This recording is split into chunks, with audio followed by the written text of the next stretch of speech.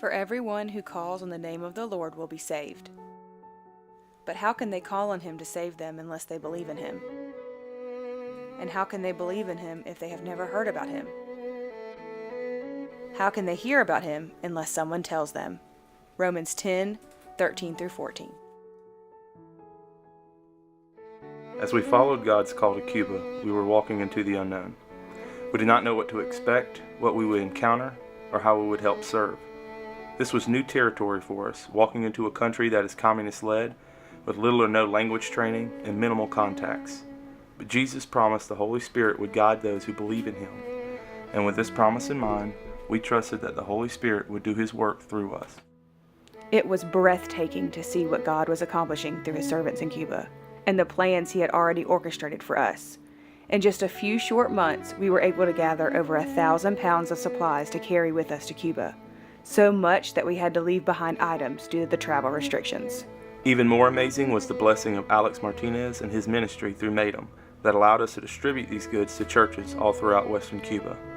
With Matum being actively involved with over 150 churches, the donated athletic supplies were distributed to various programs in need. The remaining supplies and donations were distributed to several churches of various communities to assist their ministries, support their congregations, and to expand their outreach. But what we brought paled in comparison to what we received. From the very moment we arrived in Havana, we were accepted as family. Every family embraced us as if we were their very own.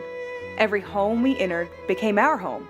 How humbling it was to experience people with so little willing to give so much to fellow believers. Their passion for Christ surpassed their physical desires and their needs. Many of these missionaries walked away from more lucrative jobs, better housing, and cultural luxuries to pursue Christ. As we continue to partner with them, it has become our burden to share their story with you. Not so that you would find mercy and sympathy for those with less earthly possessions, but so that their story would encourage you to live a life so filled with Christ. This is their thank you translated. They thank you for your donations, your support, and your prayers.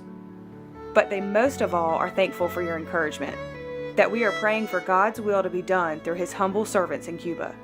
We ask that you continue to do so. As this first chapter of missions comes to a close, we are excited to explore new paths that God has presented for us this upcoming year. We will return to Cuba once again, most likely taking multiple trips in order to deliver supplies. We will orchestrate the second year of Christ for Cuba Athletic Camp in Havana, expanding from 2 sites to 4 sites this July. And we are excited to share we have also been invited to explore a new missions venture in Africa this summer through Love Africa, a Nathan Smith ministry. Our family would be part of a 2-week mission that would serve the local missionaries already in work in Zambia. We are excited to see what God has planned for us in 2019. We thank all of you who have given your time, energy, and means to our family, our missions, and our fellow believers.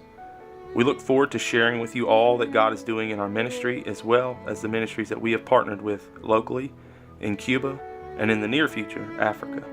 We ask for your continued support and encouragement through your prayers and your giving. To find out more, visit gfamilymissions.com.